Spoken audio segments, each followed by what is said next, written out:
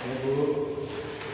Ya, sebelum kita memulai aktivitas kita pada pagi hari ini, materi kita, Ibu mau mengecek kehadiran dulu ya. Ya, Bu. Cyprian Lende, Hadir, Bu. Mersiana Datiru, Hadir, Bu. Anela Marajibiri, Alfa Bu. Jadi baik adik-adik, kita akan melanjutkan materi kita hari ini tentang gelombang cahaya. Adapun tujuan dari pembelajaran kita hari ini. Yang pertama, siswa mampu mendeskripsikan gelombang cahaya. Yang kedua, siswa mampu menyebutkan sifat-sifat gelombang cahaya. Yang ketiga, siswa mampu menjelaskan manfaat dari gelombang cahaya. Yang keempat, siswa mampu memahami bahaya dari gelombang cahaya dalam kehidupan sehari-hari. Yang pertama, gelombang cahaya. Pasti adik-adik pernah mendengar kata gelombang cahaya. Maupun di SD, SMP, pasti pernah mendengar kata cahaya. Pernah nggak adik-adik bertanya, apa sih gelombang cahaya itu? Gelombang cahaya, baik, Ibu akan menjelaskan ya. Gelombang cahaya adalah gelombang elektromagnetik yang kasat mata dan dapat terlihat. Cahaya memiliki spektrum atau paket cahaya yang dipresentasikan secara visual oleh indera penglihatan sebagai warna. Yang kedua, sifat-sifat gelombang cahaya. Adapun sifat-sifat gelombang cahaya, yang pertama, cahaya merambat secara lurus.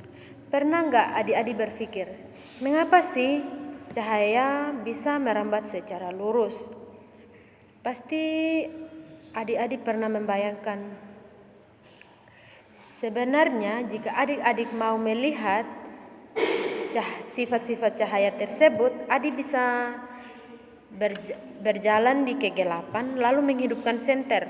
Pasti adik-adik akan melihat cahaya itu merambat secara lurus. Pasti akan terbentuk garis-garis cahaya yang lurus. Yang kedua, cahaya dapat menembus benda bening. Pasti adik-adik berpikir, masa cahaya dapat menembus benda-benda bening? Coba diperhatikan di rumah adik-adik. Pasti ada bola lampu. Bola lampu adik-adik pasti berwarna bening. Dari situ kita bisa mengetahui bahwa cahaya dapat menembus benda-benda bening. Yang ketiga, mengalami pemantulan. Cahaya itu kok bisa ya dipantulkan? Cahaya saat melewati suatu penghalang seperti tembok, kayu, atau besi, cahaya tidak akan diteruskan, tetapi akan dipantulkan. Sehingga kita bisa mengatakan bahwa sifat-sifat cahaya itu dapat dipantulkan. Yang keempat, cahaya itu mengalami pembiasan.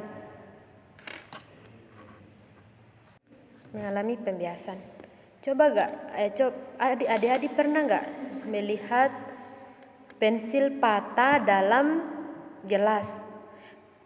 Kalau adik-adik tidak percaya, adik-adik bisa mencobanya di kehidupan adik-adik. Coba adik-adik mengisi air dalam gelas, terus adik celupkan nih salah satu spidol. Nanti dari situ adik-adik bisa lihat bahwa pensil tersebut seolah-olah patah dalam gelas tersebut. Itu yang menyebabkan cahaya mengalami pembiasan. Yang kelima, cahaya mengalami penguraian. Pasti adik-adik berpikir, masa cahaya itu dapat mengurai? Coba adik-adik lihat pelangi. Pasti adik-adik pernah melihat pelangi. Pelangi kan berwarna-warni nih. Ada warna merah, ada warna hijau, dan lain sebagainya. Dari warna-warna tersebut ternyata ada penguraian antara warna-warna tersebut. Ada cahaya yang menembus tetesan air hujan dan membentuk pelangi. Jadi pelangi itu terbentuk karena adanya cahaya yang menembus tetesan air hujan tersebut. Yang terakhir, cahaya mampu merambat tanpa medium. Ya, pasti adik-adik berpikir, apakah cahaya dapat merambat tanpa medium? Contoh konkretnya, adik-adik bisa lihat cahaya matahari yang sampai ke bumi, di mana untuk sampai ke bumi, cahaya matahari harus melalui ruang hampa di luar angkasa.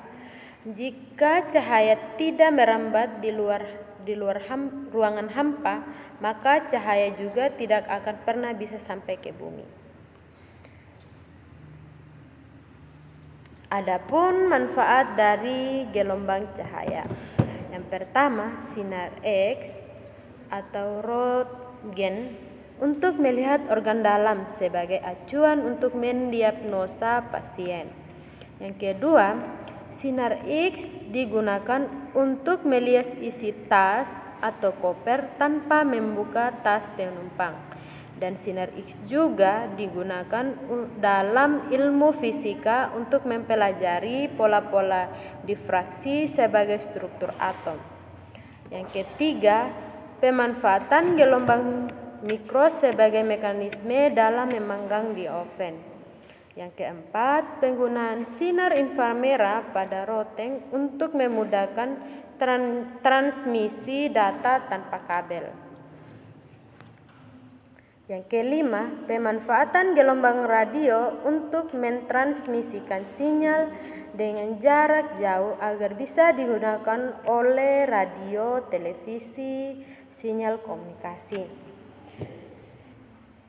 Yang keenam, pembuatan teleskop satelit inframerah dipasang di orbital untuk menghasilkan foto alam semesta.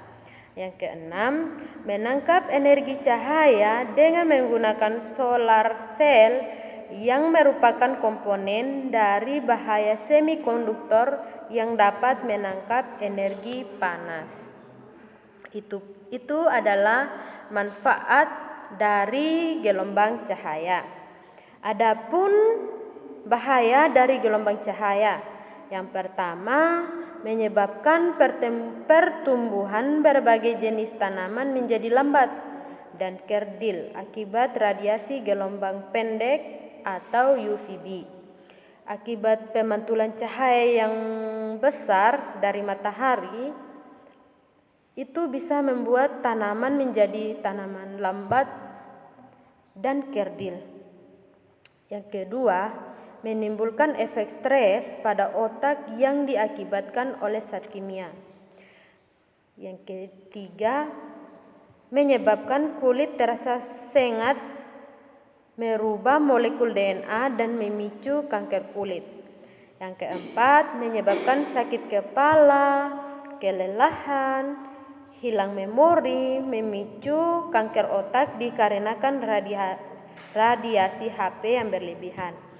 Jadi saran ibu bagi adik-adik yang memiliki gadget, memiliki HP dan lain sebagainya, agar tidak terlalu menggunakan barang-barang tersebut, karena radiasi atau cahaya yang dipantulkan dari HP, laptop dan lain sebagainya bisa membuat kita memiliki efek yang sangat-sangat fatal bagi kita.